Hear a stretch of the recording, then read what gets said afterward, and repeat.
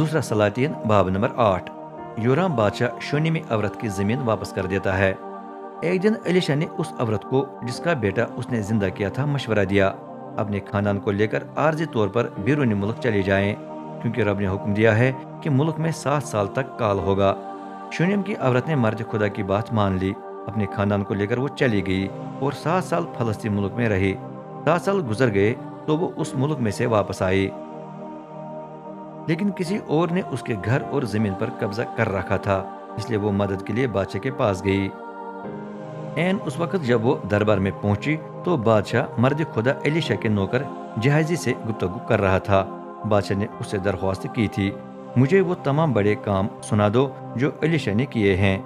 और अब जब जहाजी सुना रहा था कि एलिशा ने मुर्दा लड़के को किस तरह जिंदा कर दिया, तो उसकी माँ अंदर आकर बादशाह से इल्तिमास करने लगी, घर और जमीन वापस मिलने में मेरी मदद कीजिए। उसे देखकर जहाजी ने बादशाह से कहा, मेरे आका और बादशाह, ये वही औरत है और ये उसका वही बेटा है जिसे एलिशा ने जिंदा कर दिया था। बादशाह ने औरत से सवाल किया, क्या ये सही है? औरत ने तस्दीक में उसे दोबारा सब कुछ सुनाया। तब उसने औरत का मामला किसी दरबारी अफसर के सुपुर्द करके हुक्म दिया, ध्यान दे कि इसे पूरी मिल्कियत वापस मिल जाए और जितने पैसे कब्जा करने वाले औरत की गैर मौजूदगी में जमीन की फसलों से कमा सका वो भी औरत को दे दिया जाए। बिन हदद की मौत की पेशगोई। एक दिन एलिशा दिमश्क आया। उस वक्त शाम का बादशाह बिन हदद बीमार था। जब उसे इतला मिली कि मर्द खुदा आया है तो उसने अपने अफसर हजाइल को हुक्म दिया, मर्द खुदा के लिए तोहफा लेकर उसे मिलने जाएं। वो रब से दरियाफत करे कि क्या मैं बीमारी से शिफा पाऊंगा या नहीं। हजाइल 40 ऊँटों पर दिमश्क की बेहतरीन पैदावार लाद कर एलिशा से मिलने गया। उसके पास पहुंचकर वो उसके सामने खड़ा हुआ और कहा, आपके बेटे शाम के बादशाह बिन हदद ने मुझे आपके पास भेजा है। वो ये जानना चाहता है कि क्या मैं अपनी बीमारी से शिफा पाऊंगा या नहीं।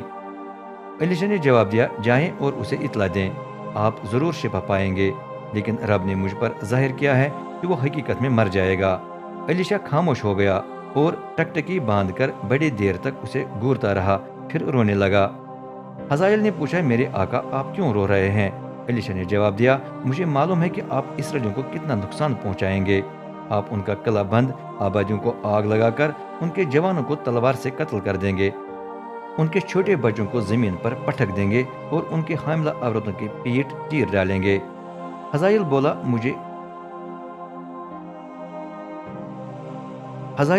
मुझ जैसे कुत्ते की क्या हैसियत है कि इतना बड़ा काम करूं? एलिशा ने कहा, रब ने मुझे दिखा दिया है कि आप शाम के बादशाह बन जाएंगे। इसके बाद हजाइल चला गया और अपने मालिक के पास वापस आया। बादशाह ने पूछा, एलिशा ने आपको क्या बताया? हजाइल ने जवाब दिया, उसने मुझे यकीन दिलाया कि आप शिफा पाएंगे। लेकिन अगले दिन हजाइल ने कंबल लेकर पानी में भिगो दिया और उसे बादशाह के मुंह पर रख दिया। बादशाह का सांस रुक गया और वह मर गया। फिर हजाइल तख्त नशीन हुआ। यहूदा का बादशाह योहराम। योहराम बिन यहोशपत इसराइल के बादशाह योहराम की हुकूमत के 5वें साल में यहूदा का बादशाह बना। शुरू में वो अपने बाप के साथ हुकूमत करता था। योहराम 32 साल की उम्र में बादशाह बना और वो यरूशलेम में रहकर 8 साल तक हुकूमत करता रहा। उसकी शादी इसराइल के बादशाह अखीअब की बेटी से हुई थी और वो इसराइल के बादशाहों और खासकर अखीअब के खानदान के बुरे नमूने पर चलता रहा। उसका चालो चलन रब को पसंद नहीं था, तो भी वो अपने खादिम दाऊद की खातिर यहूदा को तबाह नहीं करना चाहता था, क्योंकि उसने दाऊद से वादा किया था कि तेरा और तेरी औलाद का चिराग हमेशा तक जलता रहेगा। योराम की हुकूमत के दौरान उदूमियों ने बगावत की और यहूदा की हुकूमत को रद्द करके अपना बादशाह मुकर्रर किया। तब योराम अपने तमाम रथों को लेकर सईर के करीब आया। जब जंग छिड़ गई तो उदूमियों ने उसे और उसके रथों पर मुकर्रर अफसरों को घेर लिया। रात को बादशाह घेरने वालों की सफों को तोड़ने में कामयाब हो गया, लेकिन उसके फौजी उसे छोड़कर अपने अपने घर भाग गए। इस वजह से मुल्क के उदूम आज तक दोबारा यहूदा की हुकूमत के तहत नहीं आया। उसी वक्त लिबना शहर भी सरकश होकर खुद मुख्तार हो गया। बाकी जो कुछ योराम की हुकूमत के दौरान हुआ और जो कुछ उसने किया वो शाहीन यहूदा की तारीख की किताब में बयान किया गया है।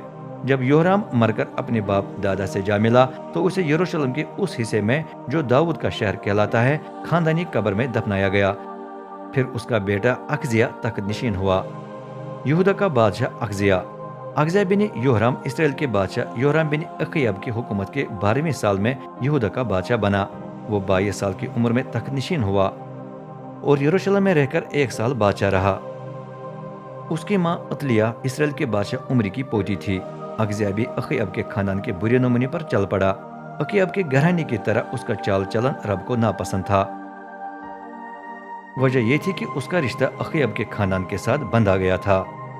ایک دن اخزیہ بادشاہ یورام بن اخیاب کے ساتھ مل کر رامات جلعاد گیا تاکہ شام کے بادشاہ حزائیل سے لڑے۔ جب جنگ چھڑ گئی تو یورام شام کے فوجوں کے ہاتھوں زخمی ہوا اور میدانی جنگ کو چھوڑ کر یزرائیل واپس آیا تاکہ زخم بھر جائیں۔ جب وہ وہاں ٹھہرا ہوا تھا تو یہودا کا بادشاہ اخزیہ بن یورام اس کا حال پوچھنے کے لیے یزرائیل آیا۔